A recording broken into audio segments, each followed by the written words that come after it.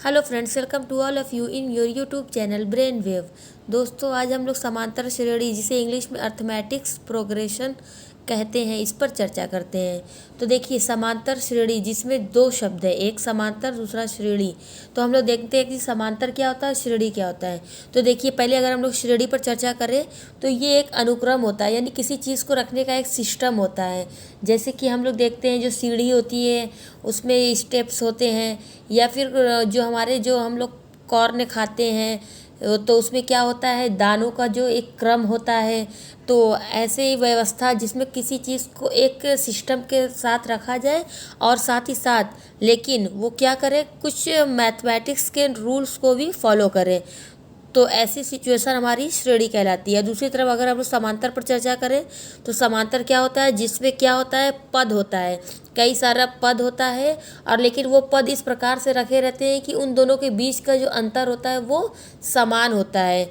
ठीक है, यानी कि जो हमारे जो सिस्टम, हमारे जो नंबर्स रहेंगे वो इस प्रकार से रखे रहेंगे कि यदि हम लोग दूसरा पहले को दूसरे में से या दूसरे को तीसरे में से अगर माइनस करेंगे तो हम हमारी जो वैल्यू आएगी वो इक्वल आएगी। तो देखिए, जिसमें प्रत्येक पद पहले पद के अतिरिक्त, पहले पद को छोड़ करके, ठीक है, अपने पद में एक निश्चित संख्या जोड़ने पर प्राप्त होता है।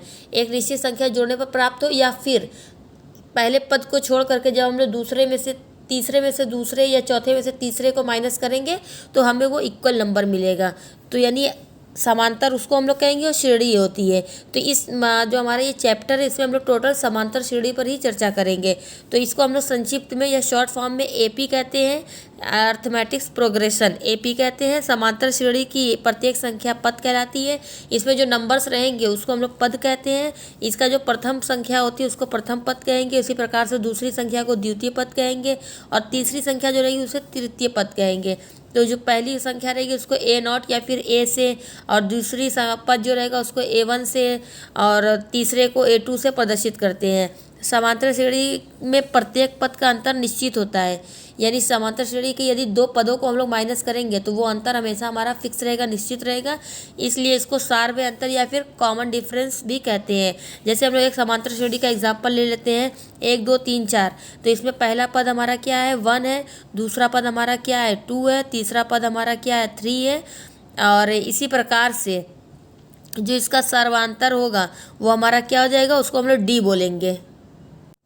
अब यदि हम लोग समांतर श्रेणी के एनवा पद की बात करते हैं तो उसका फार्मूला हमारा होता है ए एन बराबर ए प्लस, जहाँ ए क्या है, पहला पद है, प्लस n-1 डी, जहाँ n क्या है, पदों की संख्या है, और डी क्या होता है, सार्वंतर या फिर कॉमन डिफरेंस होता है।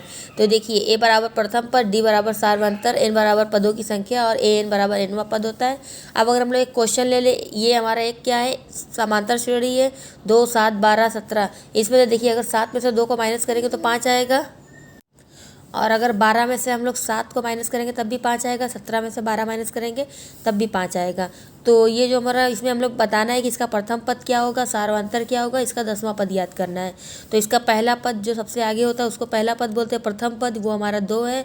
सार्वंतर की बात करेंगे तो 2 पदों में से घटाएंगे, चाहे तो 7 में से हम लोग 2 घटाएं या फिर 12 में से 7 घटाएं, हमें 5 मिलेगा, और n बराबर 10 दिया है। तो ए पी का 10वां पद निकालने के लिए हमारा जो फार्मूला होता है समांतर श्रेणी का, ए एन बराबर ए प्लस ब्रैकेट में n-1 डी। इसमें हम लोग देखिए n बराबर 10, यानी 10वें पद की बात हो रही है, 10 हो जाएगा, और ये बराबर एक ही जगह पे 2 रख देंगे, और प्लस n की जगह पर हम लोग 10 रखेंगे, और ये -1, और ये d 10 में से 1 जाएगा हमारा, अगर 1 घटाएंगे तो 9 हो जाएगा, 9 का गुणा 5 पे करेंगे 45, 45 में 2 जोड़ देंगे 47, यानी इसका 10वां पद 47 हो जाएगा। Thank you for watching.